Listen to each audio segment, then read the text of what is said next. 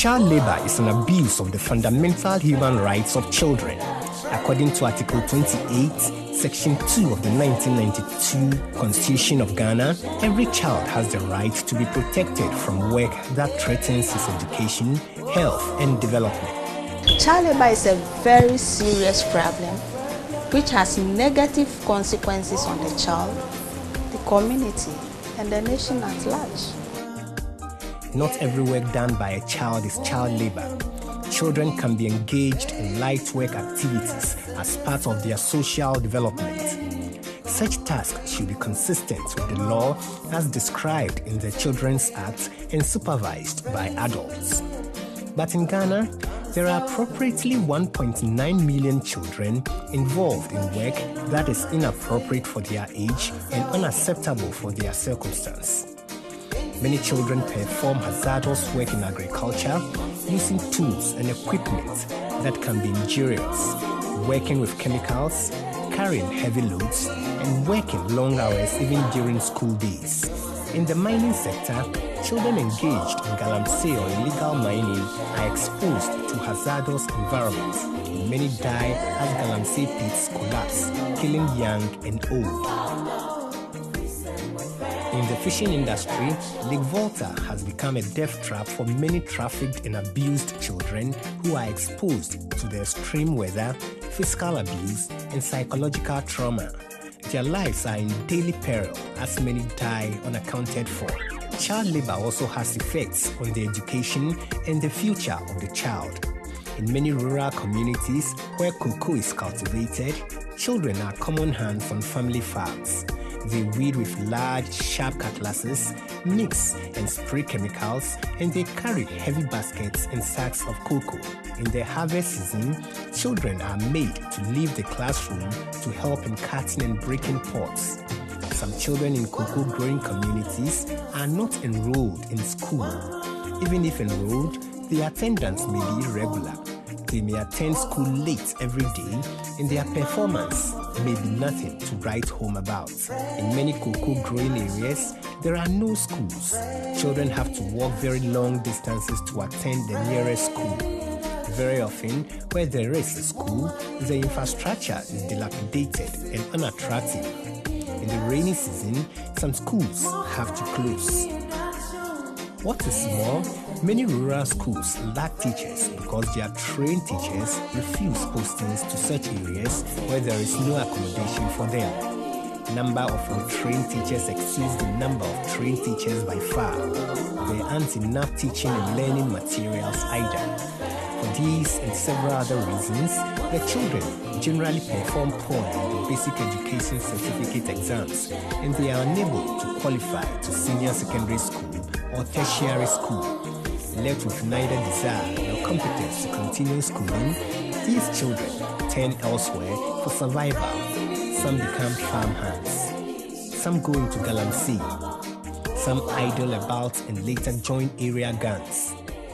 Others migrate to bigger towns and cities, seeking non-existing opportunities and ending on the streets.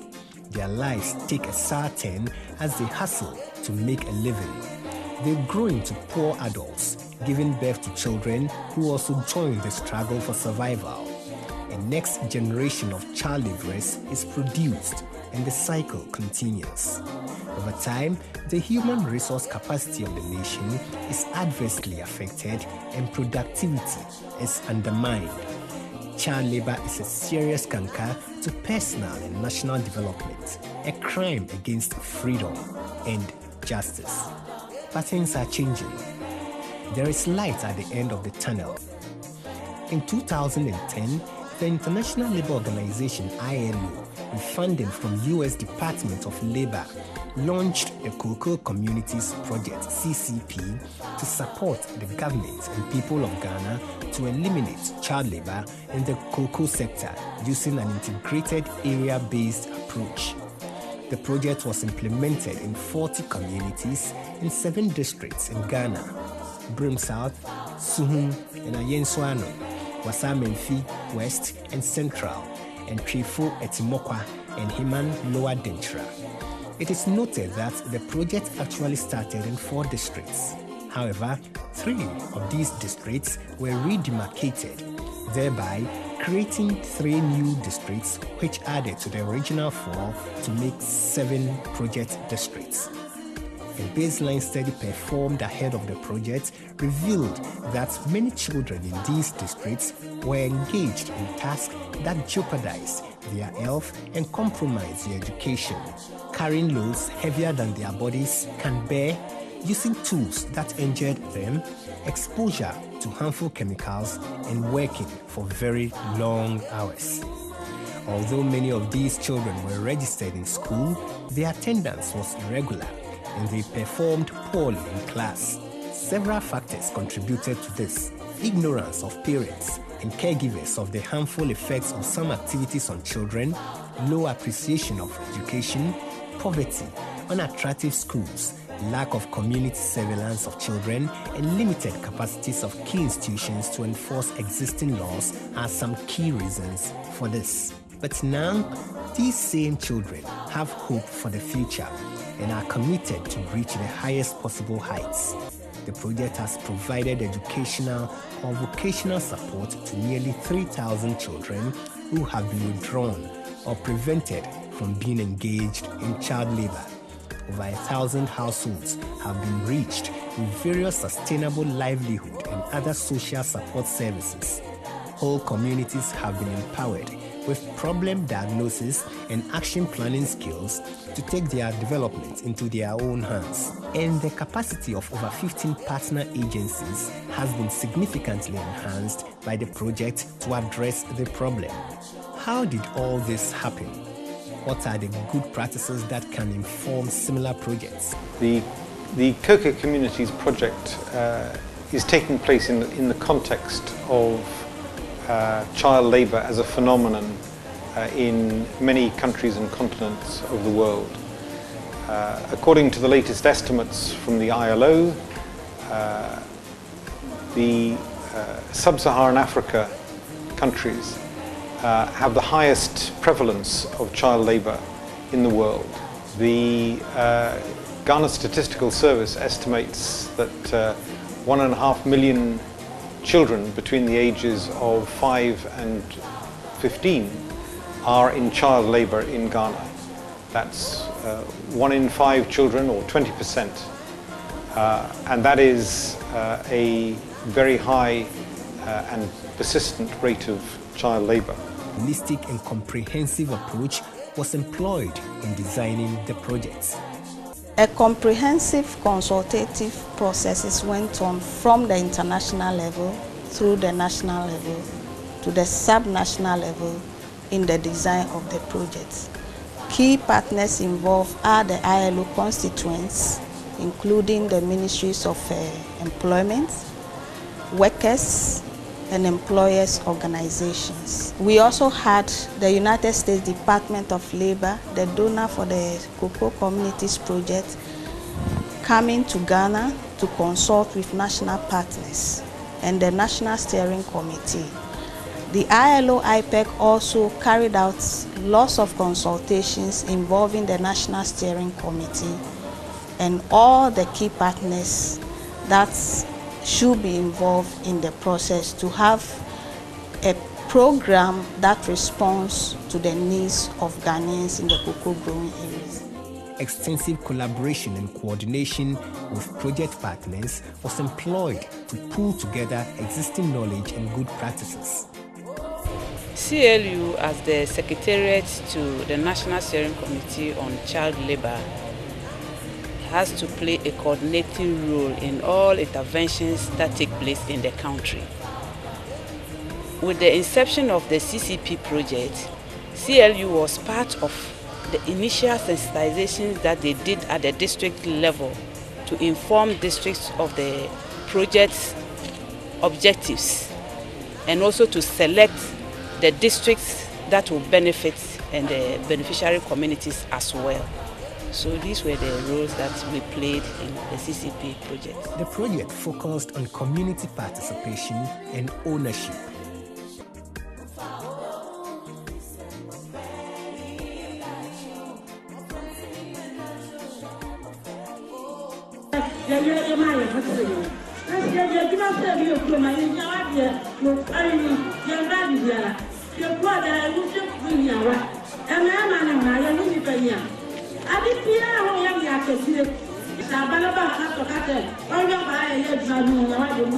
It considered the factors that lead to child labor in each community and approached the problem from these roots.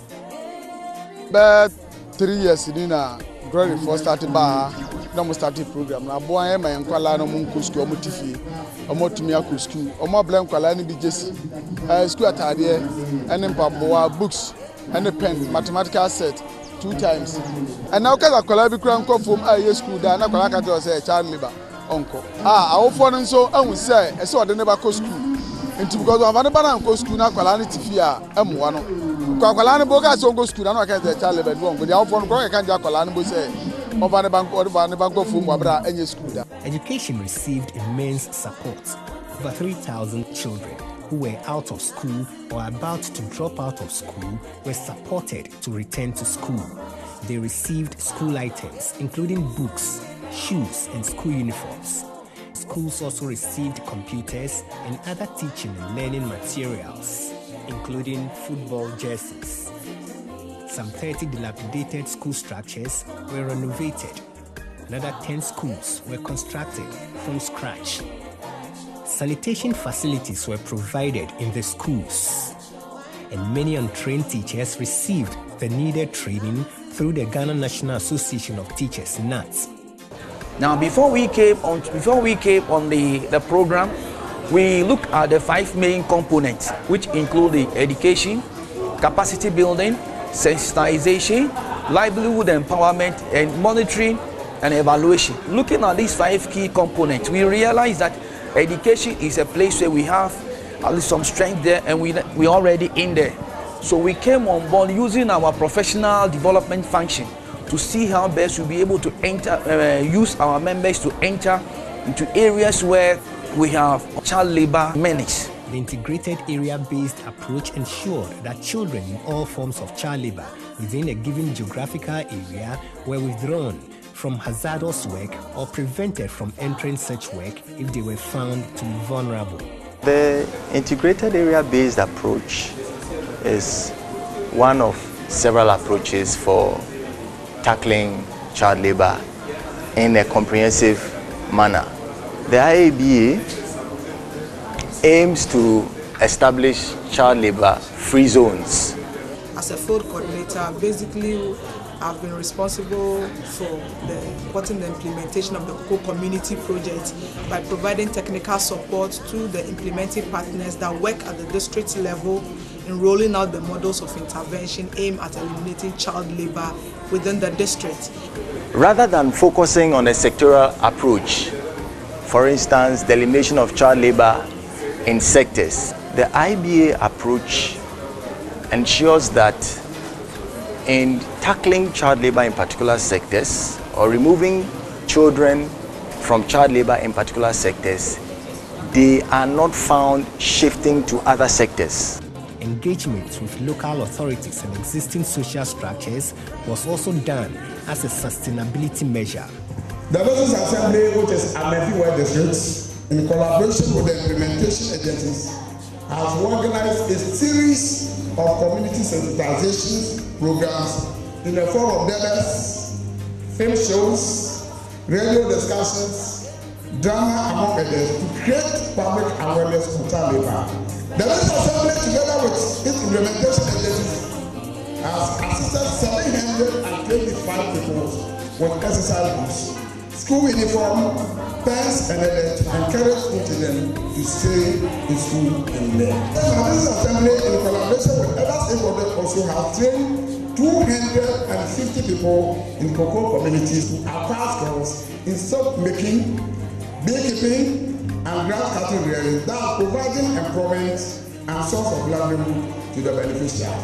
The assembly on the path will continue to partner and support both local and international bodies in the fight against the worst form of child labor. Social protection featured strongly, with health screening exercises being organized in all the districts. 4 community health compounds, popularly called CHIPS compounds, were constructed. Provision of sustainable livelihoods to reduce the burden of poverty was ensured.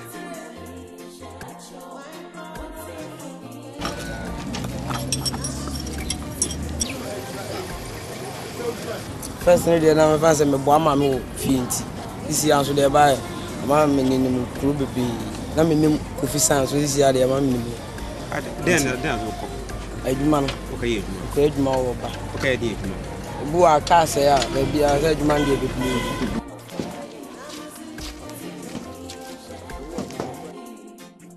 Da adwa chaba. Me wo pepeko. Charlie baba no. Oyi me baba ko. Echi wo mo brenye ebro doku ho adwuma na meye. Nti wo mo mama ebro bag ba ko. Enem gusu a me ya minjai. Nti eno anem ye bia me de hwe fra no. The project was careful to mainstream child labor elimination into national, district, and community priorities and programs. Working with partners ensured this. The aim is that the communities themselves, importantly, are the drivers of change. It is they who will be empowered by the project to continue the fight against child labor. Therefore, it is important to recognize that things like awareness raising and sensitization in the communities is very important. That opinion formers like chiefs, like teachers, like community child protection committees know and understand the importance of eliminating child labor. It is also important that communities recognize that working together on their collective economic development in, for example, such ways as the community action plans is a very important dimension to the sustainability of the project. GAWU as a trade union, this project gave us the opportunity to use child labor as an entry point to also address other decent work deficits of cocoa farmers. Now that we also have the first ever cocoa farmers division of GAWU of TUC, now all cocoa farmers in Ghana who want to benefit from the services of the trade union, a provision have been made for them through the cocoa farmers division. Looking at the way the CCP project was implemented, most of its objectives were drawn from the National Plan of Action. So in effect, it was to answer or to implement some of the activities under the National Plan of Action. And it brought together a lot of partners, such as the International Cocoa Initiative, the General Agricultural Workers Union, the Ghana Employers Association. Apart from the partners I've mentioned, we had some district-based NGOs that did direct interventions. That is by redrawing and giving them support, enrolling them in school and all that. And they include Child Rights International, Child AIDS and Youth Development Network, Development Fortress, Global Responses Initiative. These were the 4 NGOs that did direct interventions. The community child protection committees at the community level, together with the leadership, develop community action plans to help resolve any child labor issues that may arise after this project. Active child participation was also ensured in the Cocoa Communities Project.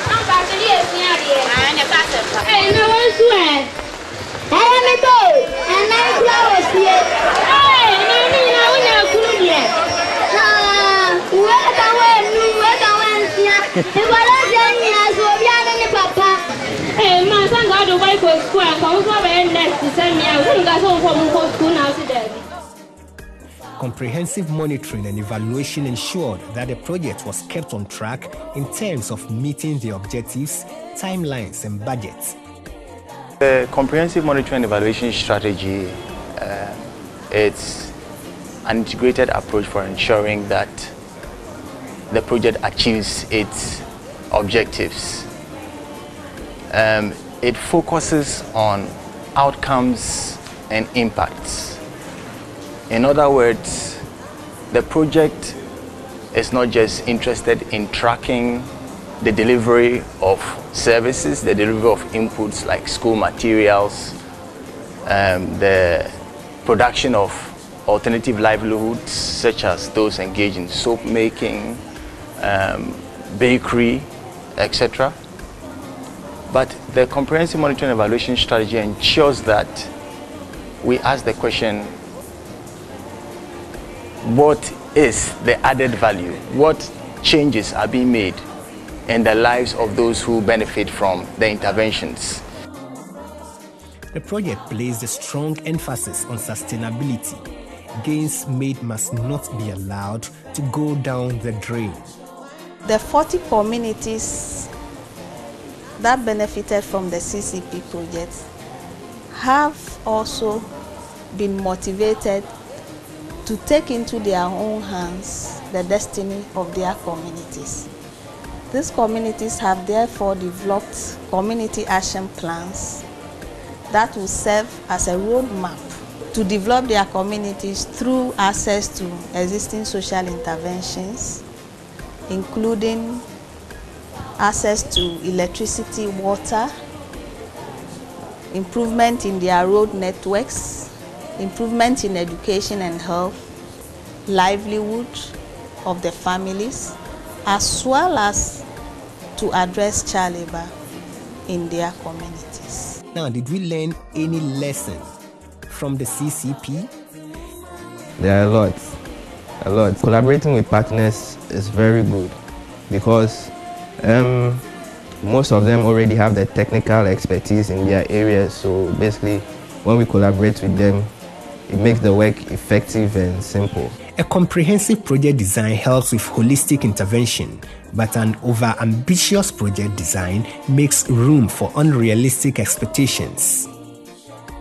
Working with people is generally difficult, and especially when you are working with various groups with various interests.